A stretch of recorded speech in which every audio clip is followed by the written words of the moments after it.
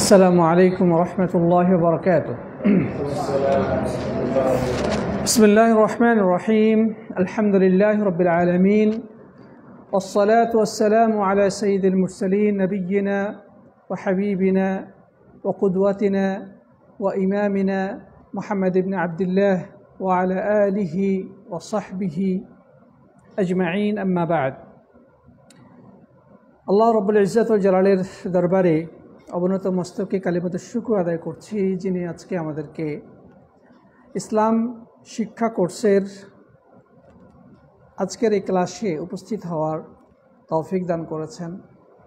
এই জন্য আমরা রব্বুল আলামিনের শাহী দরবারে হৃদয়ের সবটুকু তাজিম মিশিয়ে কালিমাতুশ শুকর তথা কৃতজ্ঞতা বাণী উচ্চারণ করি, পড়ি আলহামদুলিল্লাহ।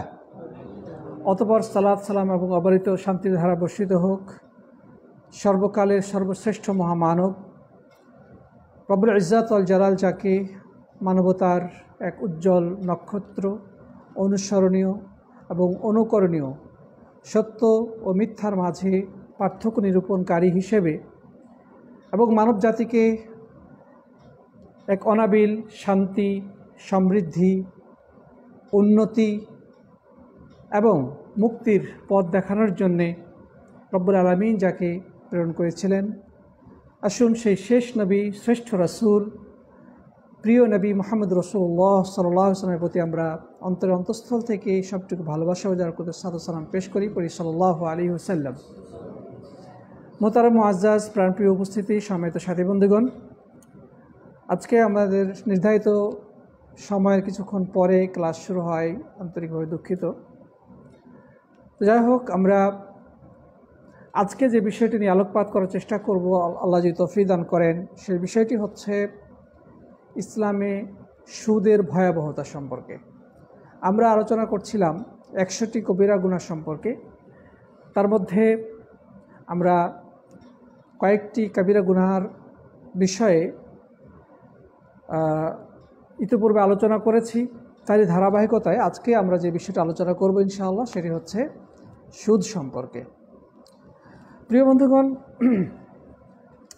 ইসলাম একটি পরিপূর্ণ জীবন আদর্শের নাম। Islam is a complete code of life. মানব জাতির এমন কোনো দিক অথবা বিভাগ নেই যে ব্যাপারে ইসলামের সুস্পষ্ট নির্দেশনা নেই। তো মানব জীবনে একটি গুরুত্বপূর্ণ অধ্যায় হচ্ছে অর্থনীতি। আল্লাহ সুবহানাহু ওয়া তাআলা কোরআনে কারিমের বহু জায়গায় আমাদেরকে অর্থ উপার্জনে উৎসাহিত করেছেন, অর্থ ব্যয়ের দিক নির্দেশনা দিয়েছেন। প্রিয় রাসূল সাল্লাল্লাহু আলাইহি সাল্লাম অর্থনৈতিক সমৃদ্ধির জন্য নির্দেশনা প্রদান করেছেন এবং এই ক্ষেত্রে কোনটা আমাদের জন্য কল্যাণকর আর কোনটা আমাদের জন্য ক্ষতিকর, এই বিষয়ে সুস্পষ্ট দিক নির্দেশনা দিয়েছে। তো ইসলাম যেহেতু একটি সামগ্রিক কল্যাণ এবং সামগ্রিক সফলতা এবং মুক্তির পথ নির্দেশনা, অতএব অর্থনীতির ক্ষেত্রে ইসলামের সুস্পষ্ট নির্দেশনা থাকবে, এটাই স্বাভাবিক। প্রিয় বন্ধুগণ, আল্লাহ রাসূল সাল্লাল্লাহু আলাইহি ওয়াসাল্লাম যখন বা যেই সময় আরবের বুকে আগমন করেছিলেন, সেই সময়টি মূলত চতুর্দিকে এক জাহেলিয়াতের ঘোর অন্ধকার বিরাজিত ছিল। মানুষ অর্থনৈতিক সমৃদ্ধি অর্জন করার জন্যে জোর জুলুম, অন্যায়, চুরি ডাকাতি, জোরপূর্বক অন্যের সম্পদ দখল ইত্যাদি নানা ধরনের অপকর্মে লিপ্ত হতো এবং সবচেয়ে ভয়াবহ যে বিষয়টি তৎকালীন সময়ে বিরাজিত ছিল বা সবচেয়ে ভয়াবহ যে বিষয়টিতে মানুষ লিপ্ত ছিল, সেটি হচ্ছে অর্থনৈতিক ক্ষেত্রে ব্যাপক হারে সুদের লেনদেন করত। বিশেষ করে ইহুদি সম্প্রদায় এই ক্ষেত্রে অগ্রণী ভূমিকা পালন করত। কোরআনে কারিমের বিভিন্ন জায়গায় ইহুদিদের সেই সুদি কারবারের বিষয়টি এসেছে। তো দুর্ভাগ্য হলো সত্য যে সে কাল পরিক্রমায় ইহুদিদের সেই রীতিনীতি, সেই অভ্যাস বা সেই জীবনাচার, সেই অপরাধ বর্তমানে অধিকাংশ মুসলিম দেশ, অমুসলিম দেশে তো বটেই, বরং মুসলিম দেশগুলোতেও বিস্তৃত হয়েছে। চতুর্দিকে সুদের রমরমা ব্যবসা চলছে। আমাদের দেশের ফিনান্সিয়াল যে সমস্ত প্রতিষ্ঠান রয়েছে, ব্যাংক রয়েছে, আমাদের শিক্ষা ব্যবস্থায় যে অর্থনীতি বিষয়ে পড়াশোনা করানো হয়, এই সব কিছুর মধ্যেই সুদ গভীরভাবে শিকড় গেড়ে বসে আছে। কথা ঠিক না বেঠিক? প্রিয় বন্ধুগণ, সুতরাং এই বিষয়টি এতটাই গুরুত্বপূর্ণ যে আমাদের জন্যে এই ভয়াবহ পরিস্থিতি থেকে বের হয়ে আসাটা দুষ্কর হয়ে দাঁড়িয়েছে। এই জন্য আমাদের শিক্ষিত সমাজের দায়িত্ব, কর্তব্য, আমাদের চিন্তাশীল মুসলিম উম্মার কল্যাণকামী, সর্বক্ষেত্রে সর্বপেশার এবং সর্বস্তরের মুসলিম জনতার জন্য জরুরি হচ্ছে আল্লাহর দ্বীন সম্পর্কে গভীরভাবে জ্ঞান অর্জন করা এবং হালাল হারাম যাচাই বাছাই করে তাদের জীবন পরিচালনা করা এবং মানুষকে এই সুদের মতো এতটা ভয়াবহ পাপ সম্পর্কে সচেতন করা। প্রিয় বন্ধুগণ, কিয়ামতের দিন আল্লাহ তাআলা বান্দার হিসাব নেবেন, তার আয় এবং ব্যয়ের খাত সম্পর্কে জিজ্ঞাসা করবেন। মিন আইনা ইকতাসাবাহু ফীমা আনফাকাহু, যে সম্পদ সে কোন খাত থেকে উপার্জন করেছে এবং কোন খাতে ব্যয় করেছে। এই সম্পর্কে রব্বুল আলামিন কিয়ামতের দিন কী করবেন? প্রত্যেকটি মানুষকে প্রশ্ন করবেন। যতক্ষণ পর্যন্ত এই প্রশ্নের অ্যান্সার দিতে না পারবে ততক্ষণ পর্যন্ত কিয়ামতের দিন তাকে সামনে অগ্রসর হতে দেওয়া হবে না। তাহলে প্রিয় বন্ধুগণ, আমরা বুঝতে পারতেছি অর্থনৈতিক বিষয়টি কতটা গুরুত্বপূর্ণ। অর্থনৈতিক সমৃদ্ধি অর্জনের ক্ষেত্রে ইসলাম নির্দেশিত পন্থায় আমাদেরকে এগোতে হবে। ইসলাম যা দিয়েছে সেটাকে গ্রহণ করতে হবে। রাসূল করিম সাল্লাল্লাহু আলাইহি ওয়াসাল্লাম যে নির্দেশনা প্রদান করেছেন সেই আলোকেই আমাদেরকে চলতে হবে এবং ইসলাম যা নিষিদ্ধ ঘোষণা করেছে সেই নিষিদ্ধ পথ এবং পদ্ধতি থেকে অবশ্যই আমাদেরকে ফিরে আসতে হবে। তাই আসুন আমরা দেখি ইসলামী সুদের ব্যাপারে কি বলা হয়েছে। প্রিয় সাথী বন্ধুগণ, ইসলামের দৃষ্টিতে সুদ বড় ধরনের যে সকল পাপাচার রয়েছে সেগুলোর মধ্যে অন্যতম। এটি একটি ধ্বংসাত্মক অপরাধ, একটি ভয়াবহ এবং জঘন্য পাপ হিসেবে এটি পরিগণিত। রব্বুল আলামিন সূরা বাকারার 275 নম্বর আয়াতে সুস্পষ্ট ভাষায় ঘোষণা করে দিয়েছেন যে সুদ নিষিদ্ধ, সুদ হারাম, সুদি কারবার করা যাবে না। এর বিপরীতে ব্যবসা করতে উৎসাহিত করা হয়েছে যেন মানুষ ব্যবসা বাণিজ্য করে। আল্লাহ তাআলা বলছেন, ওয়া আহাল্লাল্লাহুল বাই'a ওয়া হাররামার রিবা, আল্লাহ ব্যবসাকে হালাল করেছেন আর সুদকে হারাম করেছেন। তাহলে পাশাপাশি দুইটা জিনিস বলা হয়েছে, ব্যবসা এবং সুদ। ব্যবসা হালাল, সুদ হারাম। কারণ এক শ্রেণীর মানুষ মনে করত যে সুদ এবং ব্যবসা একই জিনিস, সুদ এবং ব্যবসার মধ্যে কোনো পার্থক্য নেই। সেখানে আল্লাহ সুবহানাহু ওয়া তাআলা এই দুটির মধ্যে পার্থক্য নিরূপণ করে দিয়েছেন যে আহাল্লাল্লাহুল বাই'a ওয়া হাররামার রিবা, আল্লাহ তাআলা ব্যবসাকে হালাল করেছেন, সুদকে কি করেছেন? হারাম করেছেন। কারণ কি? দেখেন, ব্যবসা বাণিজ্য হলে অর্থনীতির চাকা ঘুরতে থাকে, মানুষের হাতে কাজ থাকে, সমাজে কর্মক্ষম হাত বৃদ্ধি পায়, মানুষের ভিতরে অ্যাক্টিভিটিস তৈরি হয়, নতুন নতুন পণ্য উৎপাদিত হয়, সমাজ এবং দেশ সমৃদ্ধ হয়। এর দ্বারা জাতি উপকৃত হয়। পক্ষান্তরে সুদের মাধ্যমে বেকারত্ব বৃদ্ধি পায়, সামাজিক বৈষম্য বৃদ্ধি পায়, উৎপাদন কমে যায়। সুদের মাধ্যমে মানে প্রোডাক্টিভিটি বা মানুষের ভিতরে যে কর্মক্ষমতা বা এগুলো কি হয়ে যায়, হ্রাস পায়।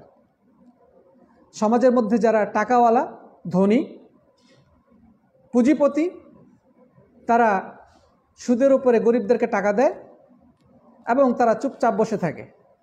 মাস শেষে তাদের কাছে সুদের টাকা চলে আসে। যদি না দিয়ে যায়, তাদের দাজ্জাল বাহিনী আছে, তাদের পক্ষ থেকে লোক নিয়োগ করা আছে, যে কোনো মূল্যে ওই গরিবের কাছ থেকে কি নিয়ে আসা হয়, ওই সুদের টাকা উত্তোলন করে নিয়ে আসা হয়। যদি টাকা দিতে না পারে, তার ঘরের টিন পর্যন্ত খুলে নিয়ে আসার ঘটনা আমরা জানি। টাকা দিতে পারবে না, ঘরের টিন খুলে দাও। প্রিয় বন্ধুগণ, এভাবে আমাদের সমাজে ধনী গরিবের শ্রেণী বৈষম্য তৈরি হয়ে যাচ্ছে এই সুদের কারণে।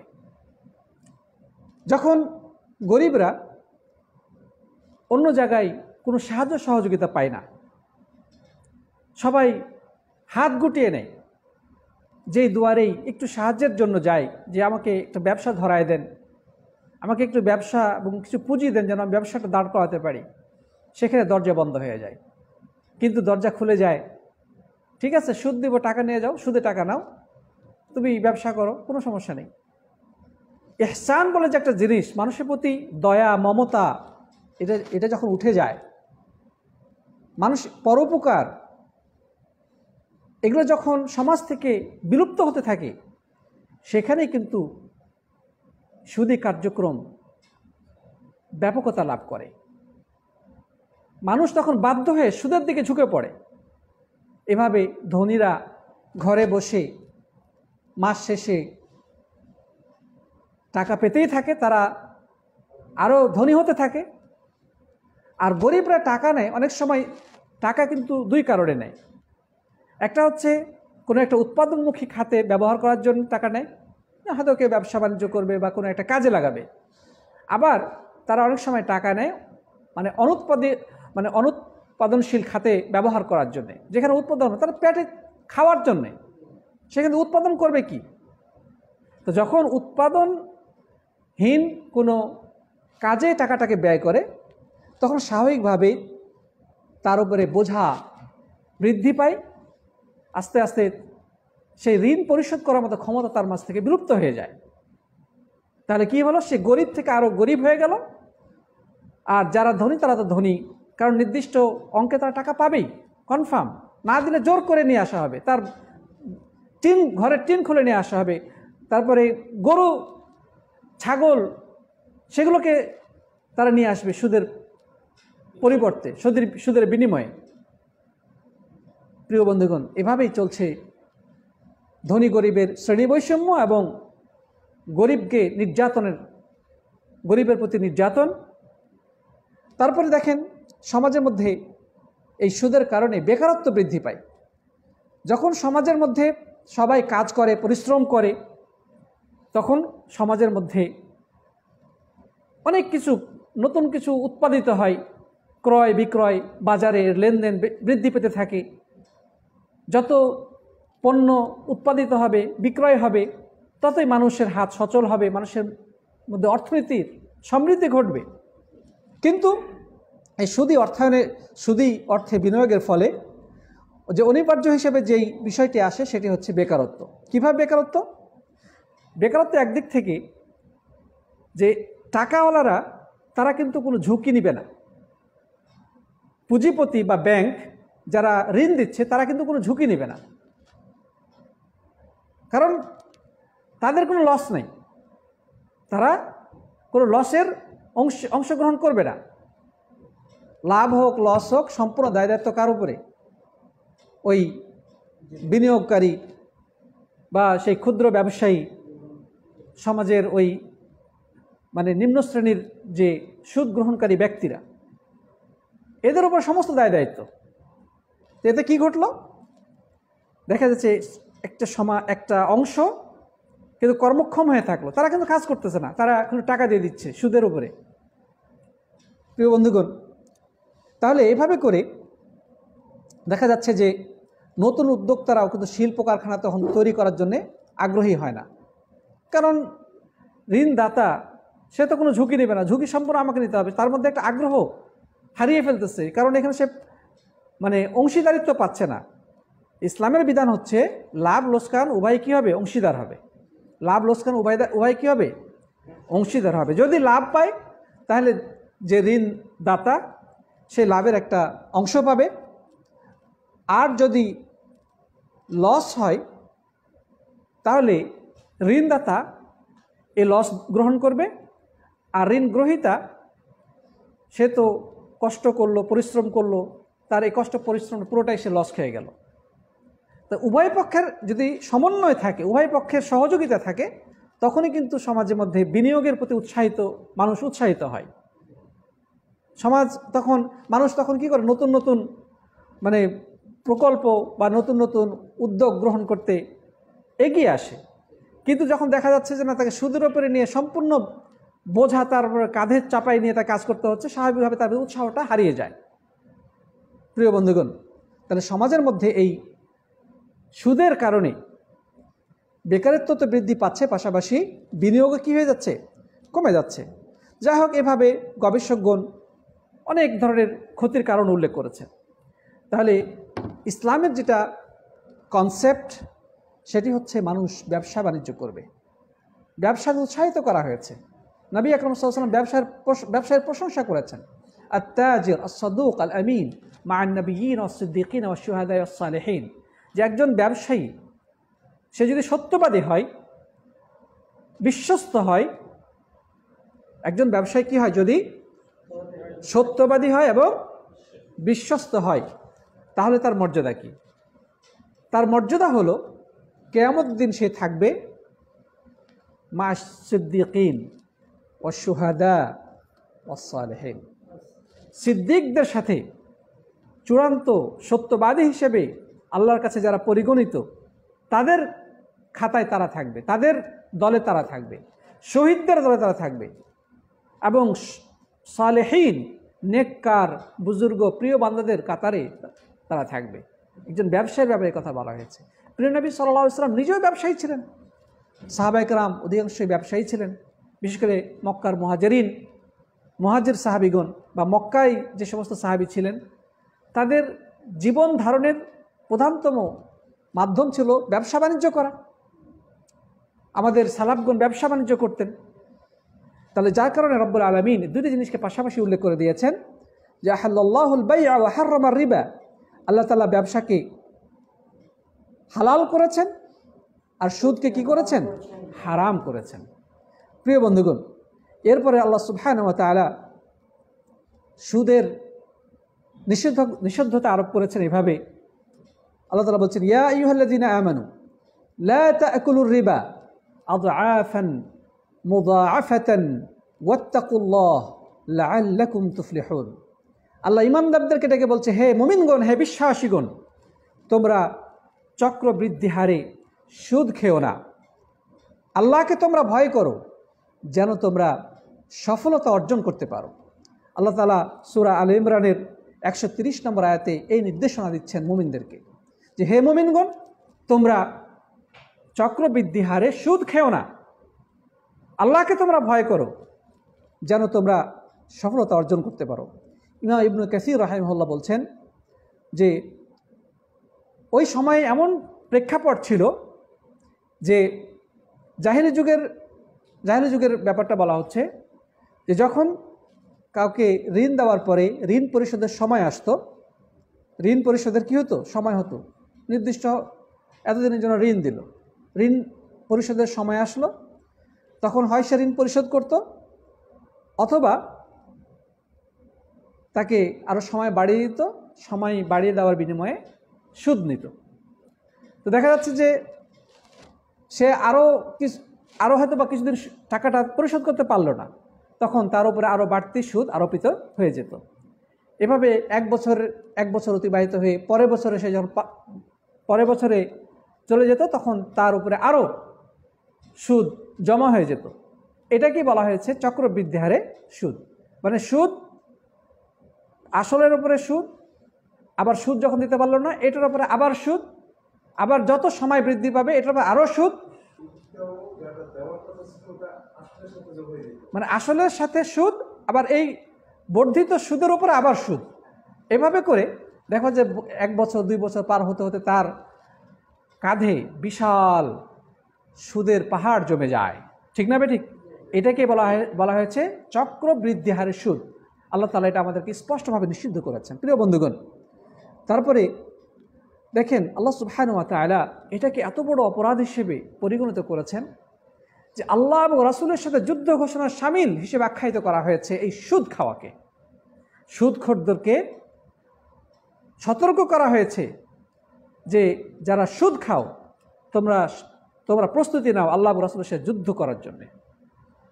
আল্লাহর পথে যারা ডাকাতি করে তাদেরকেও বলা হয়েছে আল্লাহ রাসূলের সাথে যুদ্ধ করার কথা বলা হয়েছে। তারাও আল্লাহ এবং রাসূলের সাথে যুদ্ধ করে, তাদের সাথে এই সুদখোরদেরকেও সংযুক্ত করে দেওয়া হয়েছে। মানে সুদখোরদেরকেও বলা হয়েছে যে তারাও যেন আল্লাহ এবং রাসূলের সাথে কী করে? যুদ্ধ করে। আসলে যারা ডাকাত তারা তো অস্ত্র ধারণ করে অন্যের সম্পদ হরণ করে। ঠিক না বেঠিক? যারা ছিনতাইকারী, ডাকাত, হ্যাঁ, এরা জোর করে মেরে পিটে অস্ত্রের ভয় দেখিয়ে টাকা লুট করে। আর এই সুদি কারবার যারা করে, এই সুদখোররা, এরা মানে মানুষের দারিদ্রতার সুযোগকে কাজে লাগিয়ে তারা মানুষের সম্পদ লুট করে, অন্যায়ভাবে অন্যের অর্থ ভোগ দখল করে। উভয় ক্ষেত্রেই তারা কিন্তু অন্যের সম্পদ লুটে খাচ্ছে। প্রিয় বন্ধুগণ, এটাই হচ্ছে আল্লাহ এবং রাসূলের সাথে যুদ্ধ ঘোষণার শামিল। ওই ক্ষেত্রে আল্লাহ তাআলা বলেছে, এই ক্ষেত্রে আল্লাহ তাআলা বলেছেন। এই ব্যাপারে প্রিয় বন্ধুগণ, আল্লাহ সুবহানাহু ওয়া তাআলা কোরআনে কারীমের মধ্যে বলেছেন, আল্লাহ তাআলা কোরআনে কারীমের মধ্যে বলেছেন, ইয়া আইয়ুহাল্লাযীনা আমানুত্তাকুল্লাহ ওয়া যারু মা বাকিয়া মিনার রিবা ইন কুনতুম মুমিনিন। আল্লাহ তাআলা বলছেন, তোমরা যদি ঈমানদার হয়ে থাকো। এখানে ঈমানের একটা প্রশ্ন চলে আসতেছে। যদি তোমরা সত্যিকার বিশ্বাসী হয়ে থাকো তাহলে তোমরা আল্লাহকে তো ভয় করবেই। আল্লাহকে ভয় করার পাশাপাশি বকেয়া যে সুদ রয়েছে সেটা বাদ দিয়ে দাও, পরিত্যাগ করো। হয়তো আগে তুমি সুদি কারবার করতে, কিন্তু যেই মুহূর্ত থেকে তোমার কাছে এই সুদি কারবারের নিষেধাজ্ঞার বিষয়টি এসেছে, তুমি তৎক্ষণাৎ বকেয়া সুদ কি করে দাও, মানে বন্ধ, মানে সুদ থেকে তুমি নিজেকে সরিয়ে আনো, পরিত্যাগ করো। প্রিয় বন্ধুগণ, ফাইন লাম তাফআলু, যদি তোমরা এমনটি না করো, ফাত্তাকুল্লাহ, ফাইন লাম তাফআলু ফাযনু বিহারবিন মিনাল্লাহি ওয়া রাসূলিহি, যদি তোমরা এমনটি না করো তাহলে তোমরা ঘোষণা শুনে নাও আল্লাহ এবং রাসূলের পক্ষ থেকে যুদ্ধের। তোমরা আল্লাহ এবং রাসূলের পক্ষ থেকে যুদ্ধের ঘোষণা শুনে নাও।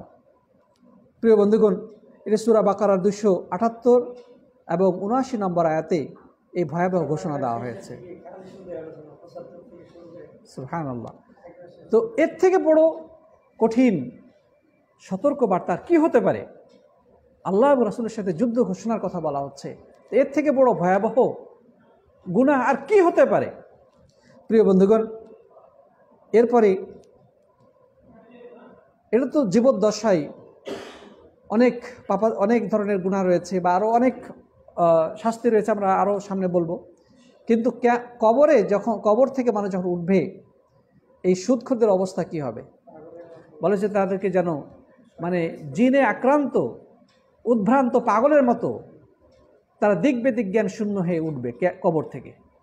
আল্লাহ তাআলা তাদের এই ভয়াবহ চিত্রের ব্যাপারটি উল্লেখ করেছেন, আল্লাযীনা ইয়াকুলুনা রিবা, যারা সুদ খায়, লা ইয়াকুমুনা ইল্লা কামা ইয়াকুমুল্লাযী ইয়াতাখাব্বাতুহু আশ-শাইতানু মিনাল মাস, তারা উত্থিত হবে না ওই লোকদের মতো, তারা উত্থিত হবে ওই লোকদের মতো যাদেরকে শয়তান কি করেছে? স্পর্শ করে যাদেরকে পাগল করে দিয়েছে, বা শয়তানের শয়তান আক্রান্ত হয়ে উদ্ভ্রান্ত হয়ে গেছে, পাগল হয়ে গেছে, এদের মতো হয়ে তারা উত্থিত হবে। কি কারণে? যালিকা বিআন্নাহুম ক্বালু ইন্নামাল বাইউ মিসলুর রিবা। এর কারণ হলো এরা তো সেই সব লোক যারা বলতো আর ব্যবসার সুদ একই তো জিনিস, ব্যবসার সুদ কি একই জিনিস। প্রিয় সাথী বন্ধুগণ, তাহলে কিয়ামতের দিন এই লোকগুলো যখন উত্থিত হবে, কবর থেকে দলে দলে উঠে দাঁড়াবে, তখন এরা এক প্রকার পাগল, জিনে আক্রান্ত, উদ্ভ্রান্ত পাগলের মতো টালমাটাল অবস্থায় তারা উত্থিত হবে। তারপরে আল্লাহ সুবহানাহু ওয়া তাআলা এই সুদখোরদের ব্যাপারে বলেছেন যে যারা সুদ খায় আল্লাহ তাআলা এদের বরকত উঠিয়ে নেবেন। অর্জন হবে অনেক, উপার্জিত সম্পদের পরিমাণ হবে অনেক, কিন্তু বরকত থাকবে না। যেদিকে তাকাবে শুধু নাই নাই, আরও চাই। দু চোখ যেদিকে যাবে শুধুই দেখবে যে দারিদ্রতা, এত ইনকাম করতেছে কিন্তু কিছুতেই পেট ভরতেছে না। বরকত বলতে কিছু থাকবে না, বরকত নাই। কিন্তু দেখেন যারা হালালভাবে উপার্জন করে, অল্পতে আল্লাহ তার বরকত দেন। বিশেষ করে সে মানসিক একটা প্রশান্তি লাভ করে, যে হালাল খাবারটা সে খায়, সে মনের মধ্যে এক অফুরন্ত সুখ অনুভব করে, তৃপ্তি অনুভব করে, একটা স্বাদ অনুভব করে। কিন্তু যারা হারামভাবে অর্থ উপার্জন করে তাদের মনে সুখ থাকে না, দারিদ্রতাই দূর হয় না, সমস্যায় কাটে না, এক জায়গা থেকে আসে আর এক জায়গায় ঢেলে দিচ্ছে, সবসময় অস্থির থাকে। প্রিয় বন্ধুগণ, এই জন্য কেন আল্লাহ তাআলা বরকত উঠায় নিচ্ছেন? আল্লাহ সুবহানাহু ওয়া তাআলা কোরআনে কারীমের মধ্যে বলেছেন, ইয়ামহাকুল্লাহুর রিবা ওয়া ইউরবিস সাদাকাত। আল্লাহ তাআলা সুদের বরকতকে নিশ্চিহ্ন করে দেন এবং সাদাকাকে বৃদ্ধি করেন। আল্লাহু লা ইউহিব্বু কুল্লা কাফফারিন আথীম। পাপিষ্ঠ কাফেরদেরকে আল্লাহ তাআলা ভালোবাসেন না। এটি সূরা বাকারার 275 নম্বর আয়াতে আল্লাহ তাআলা বলেছেন। প্রিয় বন্ধুগণ, তাহলে সুদ একটি বরকত শূন্য কর্ম,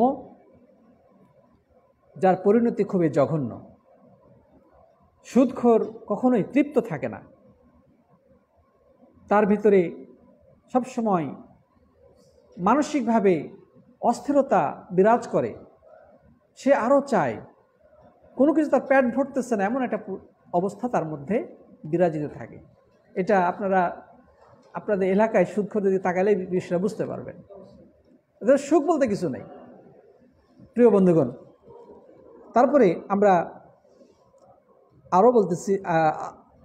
আরও দেখি আল্লাহ তাআলা কি বলেছেন, যে যারা সুদি কারবার করে,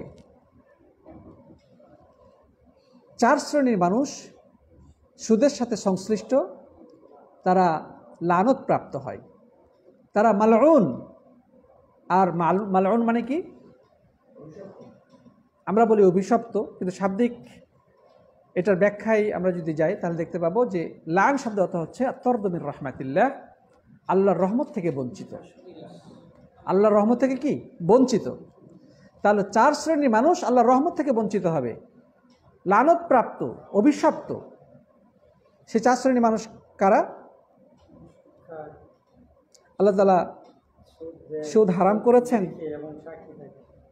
যারা সুদ খায়, এই সুদের সহযোগী যারা, তারাও কি হবে? লানত প্রাপ্ত হবে। রাসূল করিম সাল্লাল্লাহু আলাইহি ওয়াসাল্লাম বলেছেন যে লাআনা আকিলার রিবা ওয়া মুকিলাহু ওয়া শাহিদাইহি ওয়া কাতিবাহু।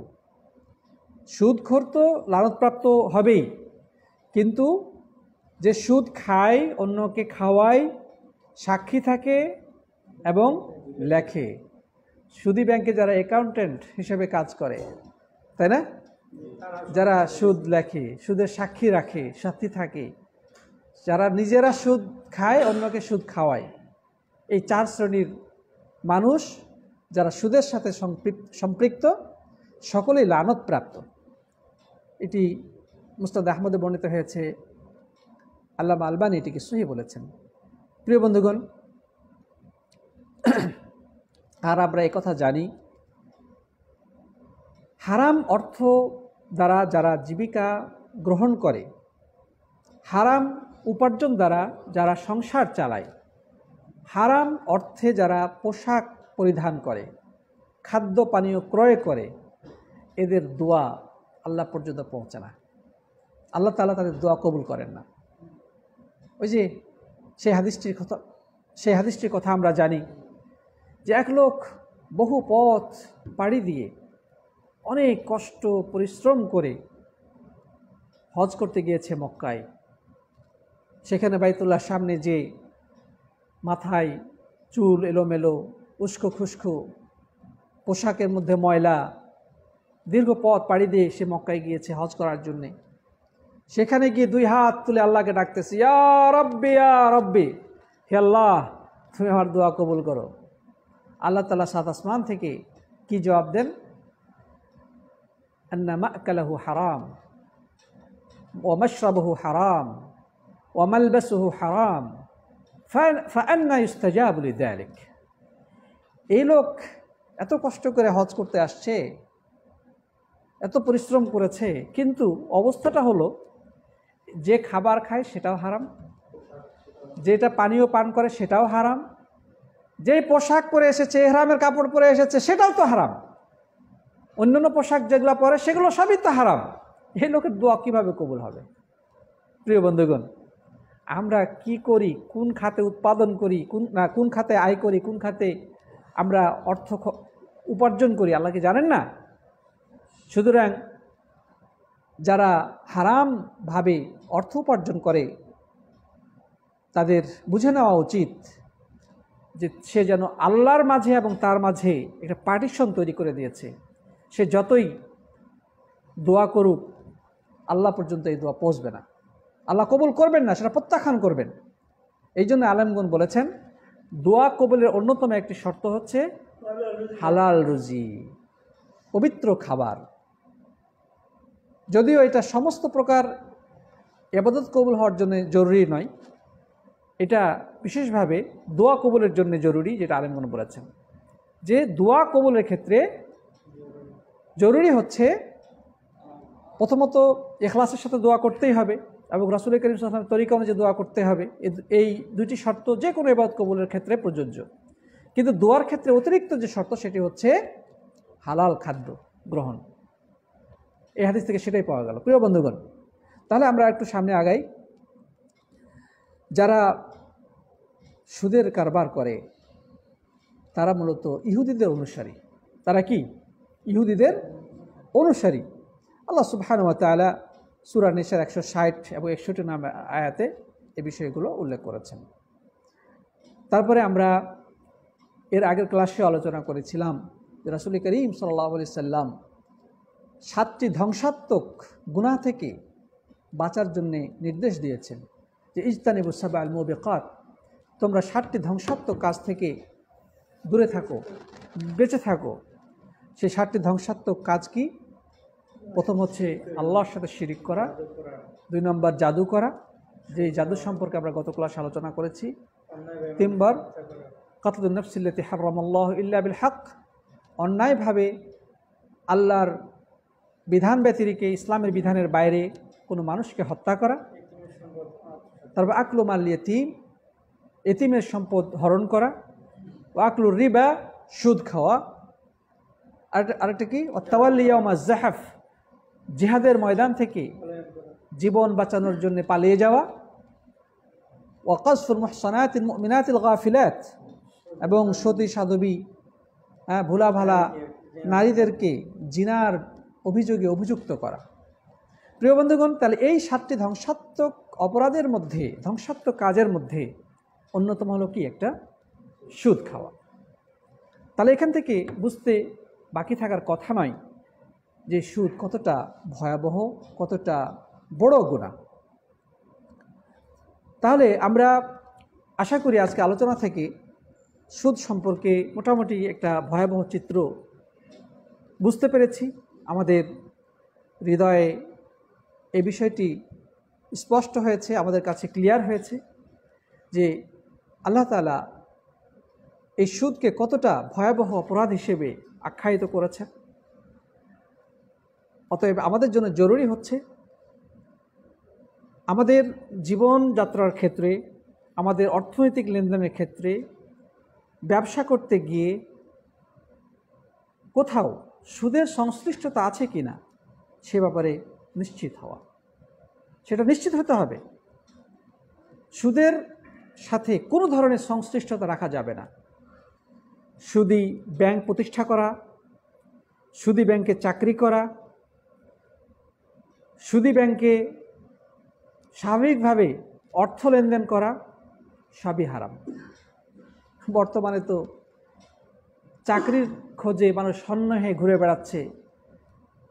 চাকরি পাইলেই হলো, সেটা সুদী ব্যাংক না কি ব্যাংক সেটা দেখার বিষয় নাই। প্রিয় বন্ধুগণ, সুদী ব্যাংকে চাকরি করা স্পষ্টত হারাম। এমনকি সুদী ব্যাংকে ক্লিনার হওয়া, গেটম্যান হিসেবে কাজ করা, ড্রাইভার হিসেবে কাজ করা, এগুলো জায়েজ নেই। যদিও যারা সরাসরি সুদ লেনদেন করে বা সুদের হিসাব কষে অথবা যারা সুদ লেখে, এদের মতো গুনাহ হবে না, তাদের তুলনামূলকভাবে তারা কম গুনাহগার, যেহেতু তারা সরাসরি সুদের সাথে সংশ্লিষ্ট নয়, কিন্তু তারা সুদী কারবারকে সহায়তা করার কারণে গুনাহগার হবে। কারণ সে সিকিউরিটি গার্ড হিসেবে কাজ করতেছে সুদী ব্যাংকের, সুতরাং সে সহযোগী, সে ক্লিনিং করতেছে, সে একজন ক্লিনার সুদী ব্যাংকের, সে এক্ষেত্রে সহযোগী। সে ড্রাইভার, সহযোগী। সুদী ব্যাংকের অ্যাডভার্টাইজ দেওয়া হচ্ছে, সহযোগী। তাহলে যারা সুদী ব্যাংকে লেনদেন করে, কারবার করে, তারা সকলেই গুনাহগার হবে। যদিও কিছুটা পার্থক্য আছে, মানে গুনাহের ভয়াবহতার ক্ষেত্রে যারা সরাসরি সুদের সাথে সংশ্লিষ্ট আছে তাদের, আর যারা সুদের সাথে সংশ্লিষ্ট না তাদের বিষয়টা একটু হলে পার্থক্য রয়েছে, কম বেশি আছে। কিন্তু যারা সরাসরি সুদের সাথে সুদের কারবারে যুক্ত নয়, তারা কিন্তু সহযোগী হিসেবে গুনাহগার হবে। আল্লাহ তাআলা বলেছেন, ওয়াতাআওয়ানু আলাল বিররি ওয়াত তাকওয়া ওয়ালা তাআওয়ানু আলাল ইসমি ওয়াল উদওয়ান, যে তোমরা একে অপরকে নেকি এবং আল্লাহ ভীতির কাজে সহায়তা করো, গুনাহ এবং সীমালঙ্ঘনের কাজে সহায়তা করো না। সূরা মায়েদার 2 নম্বর আয়াতে আল্লাহ সুবহানাহু ওয়া তাআলা আমাদেরকে এই নির্দেশ দিয়েছেন। তাহলে যে সমস্ত ক্ষেত্রে সুদী কারবারকে সহায়তা করা হয়, আমাদেরকে সেই সমস্ত ক্ষেত্রে নিজেকে নিবৃত্ত রাখতে হবে। এখানে একটা বিষয় আছে যে আমি চাচ্ছি যে টাকা জমা রাখবো, কোথায় রাখবো? ইসলামী ব্যাংক খুঁজে পাচ্ছি না, সুদী ব্যাংক আছে, অথচ বাড়িতে টাকা রাখা নিরাপদ নয়, অথবা বৈধ কোনো ইনভেস্টমেন্টও পাচ্ছি না যেখানে ইনভেস্ট করতে পারবো। আমি টাকাটা রাখবো কোথায়? তাহলে এখানে ডাকাতি হওয়ার সম্ভাবনা আছে, বাড়িতে টাকা থাকলে চুরি হওয়ার সম্ভাবনা আছে, ক্ষতিগ্রস্ত হওয়ার আশঙ্কা রয়েছে। তো এই ক্ষেত্রে আলেমগণ যেটা বলেছেন, অথবা এমন দেশ যেখানে কোনো ইসলামী ব্যাংক নাই, তো এই ক্ষেত্রে কেউ সুদী ব্যাংকে যদি টাকা রাখে অর্থনৈতিক নিরাপত্তার জন্যে, তবে সেটা জায়েজ রয়েছে। তবে যখন সে টাকাটা উঠাবে, কোনো ইন্টারেস্ট বা সুদ গ্রহণ করতে পারবে না।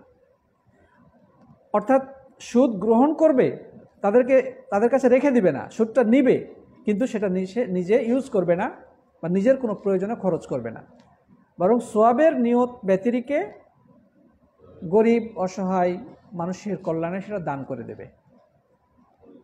সোয়াবের নিয়ত করবে না।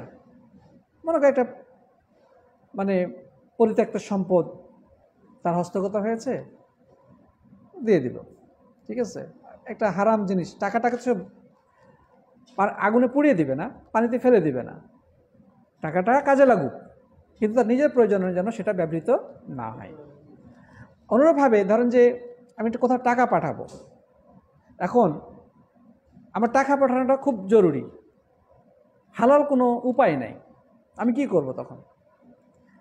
হ্যাঁ, আপনি সুদী ব্যাংকের মাধ্যমে টাকা পাঠাতে পারেন, আপনি সার্ভিসটা নিতে পারেন আপনার প্রয়োজনের স্বার্থে, জরুরতের স্বার্থে। যদি বিকল্প কোনো পন্থা না থাকে, তখন আপনি জরুরতের স্বার্থে আপনি সার্ভিসটা নিতে পারেন, তাদের মাধ্যমে টাকাটা পাঠাতে পারেন। কিন্তু যদি বিকল্প থাকে তবে সেই ক্ষেত্রে সুদী ব্যাংকের মাধ্যমে টাকা পাঠানো জায়েজ হবে না। কথা আর লম্বা করতে চাই না, আশা করি বিষয়গুলো আমাদের কাছে স্পষ্ট হয়েছে। আল্লাহ তাআলা আমাদের সবাইকে এই সুদের ভয়াবহতা বোঝার এবং সমাজকে বোঝানোর তৌফিক দান করুন, আল্লাহুম্মা আমিন। অনেকে সুদ সম্পর্কে কোনো কথা বলাই যায় না। সুদ সম্পর্কে কথা বলতে গেলে বরঞ্চ বলে যে না, আমরা সুদী কারবার, সুদ দিয়ে তো মানুষের উপকার করতেছি, বলে কি না? ভাই, মদের মধ্যেও তো কিছু উপকারিতা আছে, কিন্তু তার ক্ষতির দিকটাই বেশি।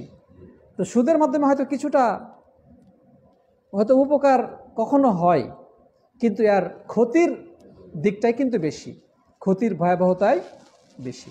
সুতরাং মানুষের উপকার করছে এই যুক্তিতে সুদ হালাল হতে পারে না। জি, প্রশ্নটা কি আপনার?